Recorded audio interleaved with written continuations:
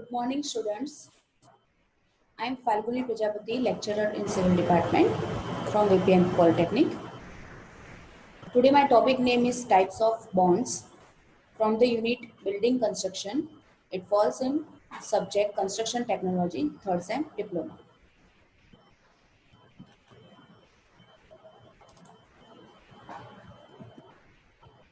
These are the objectives of this unit. The brick being uniform in size can be arranged in variety of ways to different types of bond. Bonding is essential because it eliminates the continuous vertical joints both in the body as well as in the face of the wall. These are the types of bonds which can be used in brick masonry. First one, header bond, stretcher bond, English bond, Flemish bond. There are two types of Flemish bond, single Flemish bond and double Flemish bond, garden wall bond and racking bond. Let's begin with the first, header bond. Header bond. Brick are laid as header on the faces. Overlap is done by the 3/4 bat in each alternate courses, mainly used for footing because better traverse distribution of load. And stretcher bond. All bricks are laid as stretchers.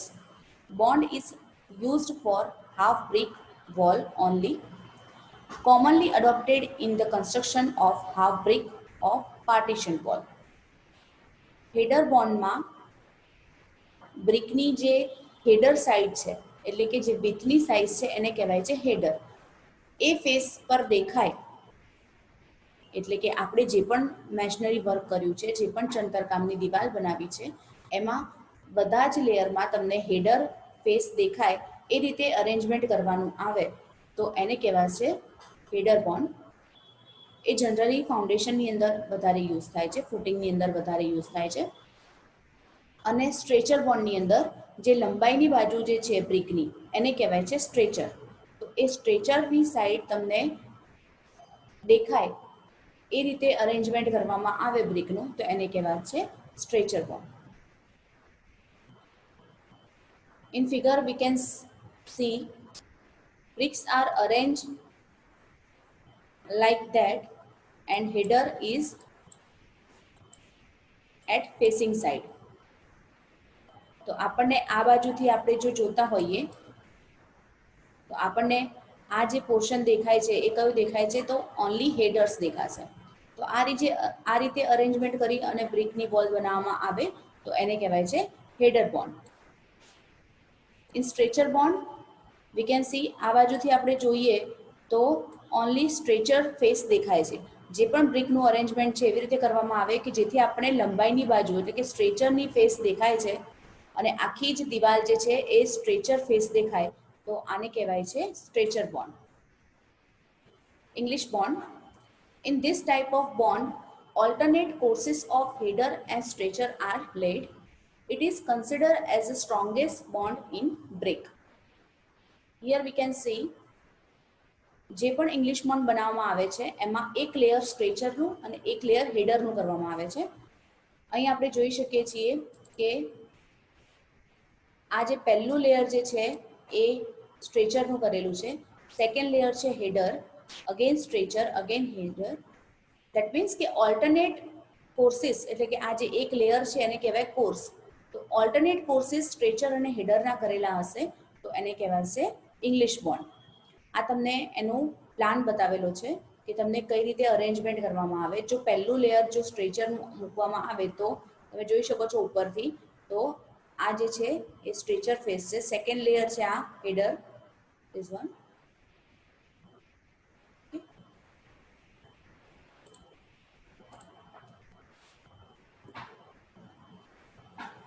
This slide shows the real wall of real image of wall. That is, here we can see this layer is of stretcher and second layer header. So alternative arrangement of brick is header, stretcher, header, stretcher. The courses of stretcher and headers are laid alternatively. Flemish bond. There are two types of Flemish bond, single Flemish bond and double Flemish bond. First one is single Flemish bond.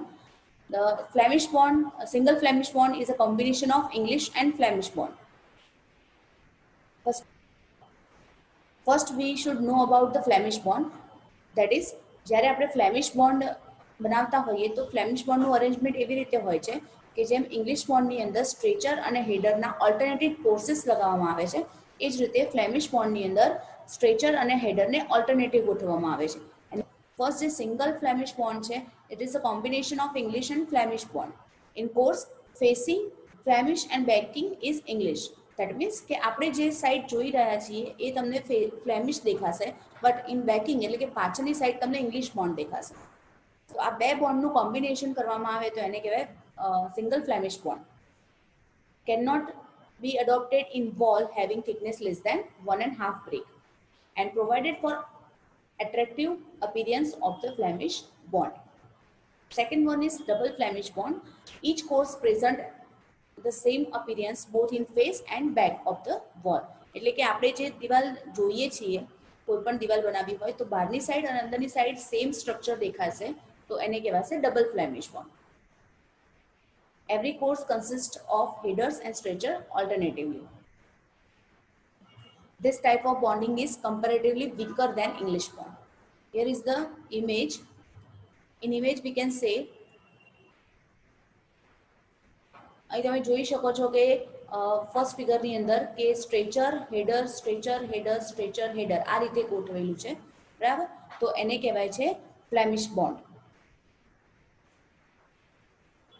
તો જ્યારે પણ stretcher header English બોન્ડની અંદર એક આખો course સ્ટ્રેચરનો પછી એક આખો course હેડરનો લગાવવામાં આવે છે, જ્યારે ફ્લેમિશ બોન્ડની અંદર સ્ટ્રેચર હેડરનો કોર્સ એક એક બ્રેક મૂકવામાં આવે છે અને આખો બોન્ડ તૈયાર કરવામાં આવે છે, તો એને કહેવાય છે Flemish bond.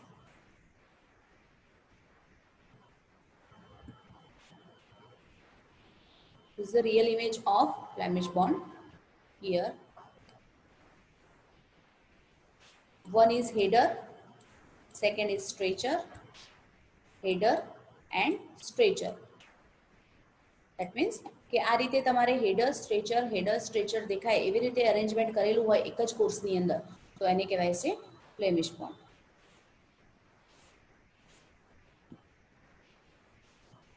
Comparison between English and Flemish bond, that is, for wall thicker than 1.5 brick, English bond is stronger than Flemish bond.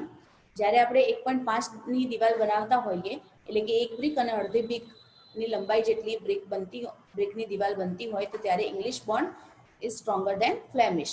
Flemish bond render the appearance of the face work more attractive. Flemish bondનું જે appearance છે એ સારો આવે છે. Flemish bond is slightly economical as number of bat can be used. એટલે કે Flemish બોન્ડની અંદર કેવું છે કે તમે સ્ટ્રેચર હેડર મૂકો છો એટલે તમને જે બ્રિકના ટુકડા છે એ પણ તમે અમુક જગ્યાએ યુઝ કરી શકો છો, તો એ તમને ઇકોનોમિકલ પડે છે. અને જ્યારે પેલાની અંદર તમારે આખી ઈંટો જ મૂકવી પડે છે ઇંગ્લિશ બોન્ડની અંદર, તો એ જગ્યાએ તમે જે ટુકડા છે યુઝ કરી શકતા નથી. તો કમ્પેરિઝનમાં ફ્લેમિશ બોન્ડ આ રીતે ઇકોનોમિકલ છે. The adoption of Flemish bond requires good workmanship and careful supervision. એટલે કે ફ્લેમિશ બોન્ડ જ્યારે તમે યુઝ કરતા હો તો એ જે પણ લેબર કામ કરતું હોય તો એ લેબર સારું વર્કમેનશીપમાં હોવું જોઈએ, એટલે કે એને સારું કડિયા કામ આવડવું જોઈએ.